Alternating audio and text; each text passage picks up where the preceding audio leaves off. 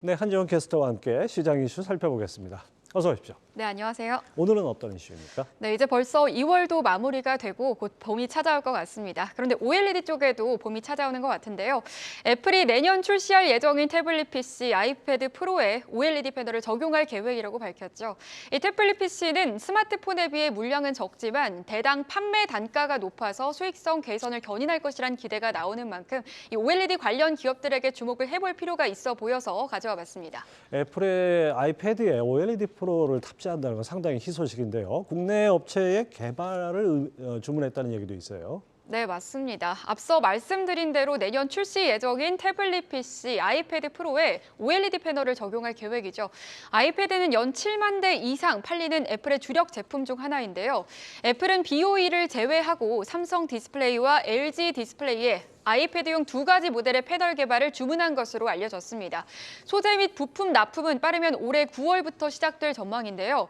2026년에 출시될 맥북에도 OLED 디스플레이 탑재 가능성이 높은 상황이라고 합니다. 또 추가적으로 XR에 사용될 올레도스 라인도 2023년 상반기 파일럿 라인을 시작으로 2024년 양산 라인이 셋업될 가능성이 존재하는 만큼 앞으로 디스플레이 관련 업체들의 전망이 밝아 보입니다.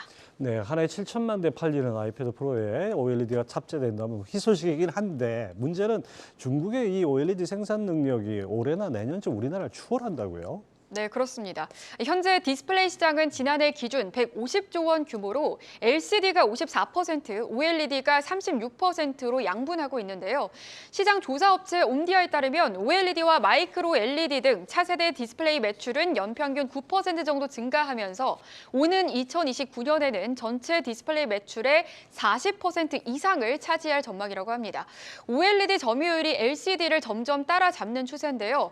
특히 스마트폰이나 스마트워치 등 소형 패널 시장 매출에서는 이미 OLED가 LCD를 따라잡았고요. 이 TV와 태블릿, 노트북 등 중대형 OLED 시장 점유율을 늘려나가야 한다고 제언하고 있습니다.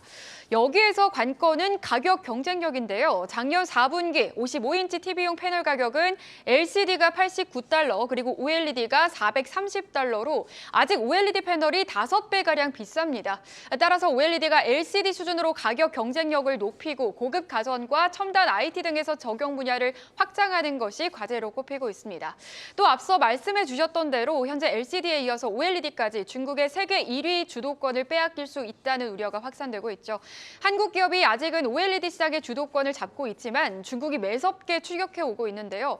업계에서는 대형 OLED의 경우 국내 기업들의 기술력이 중국과 비교했을 때 4년에서 6년의 격차를 유지하고 있지만 중소형의 경우 2년 정도로 좁혀진 것으로 보고 있습니다.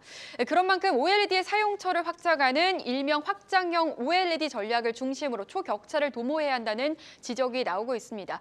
여기서 EXOLED란 응용 제품의 확대 그리고 시장의 확장의 약자로 기존 제품 대비 휘도가 높거나 수명이 연장되는 등 특성이 확장된 OLED 및 응용 제품을 뜻하고 있습니다.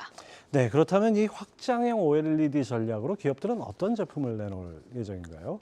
네, 삼성 디스플레이와 LG 디스플레이 이렇게 두 기업으로 나눠볼 수 있겠는데요. 먼저 삼성 디스플레이는 IT 제품 위주로 OLED 응용 범위를 확장한다고 합니다.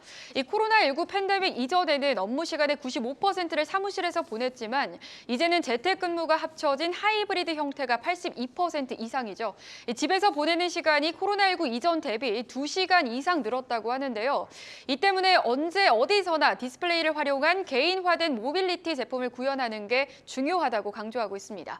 즉 노트북과 태블릿 PC와 같은 IT용 기기에서 OLED 응용 범위를 넓히는 게 중요하다는 겁니다.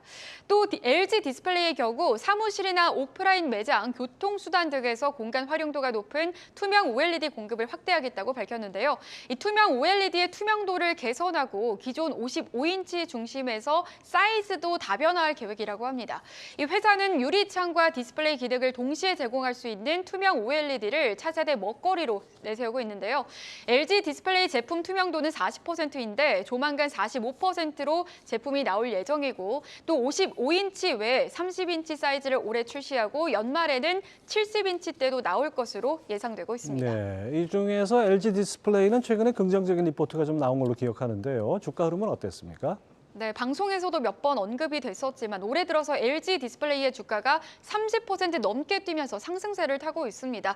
그야말로 꾸준히 올랐던 건데요. 실적 개선 기대가 커졌기 때문입니다. 나온 리포트 내용을 요약을 해보자면 OLED 수요가 하반기부터 회복될 것이란 분석이 나오고 있고 또 작년 12월 중국 스마트폰 출하량이 전월 대비 21%가량 증가하면서 IT 관련 수요가 회복세에 들어섰다라는 해석이 나오고 있습니다. 에너지 가격 하락으로 유럽의 내구재 소비 심리도 개선되면서 올해 하반기부터는 OLED TV 수요가 증가할 것이라는 전망 역시 긍정적이고요.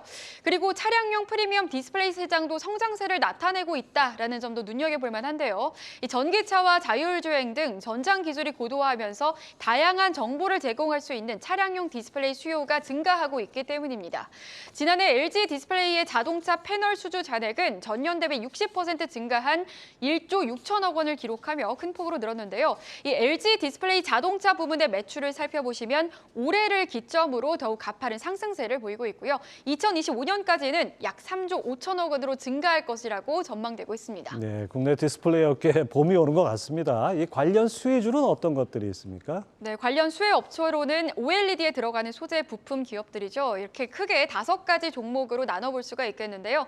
먼저 첫 번째로 이녹스 첨단 소재, PI 첨단 소재, 덕산 네오룩스, 그리고 선익 시스템, APS 홀딩스입니다.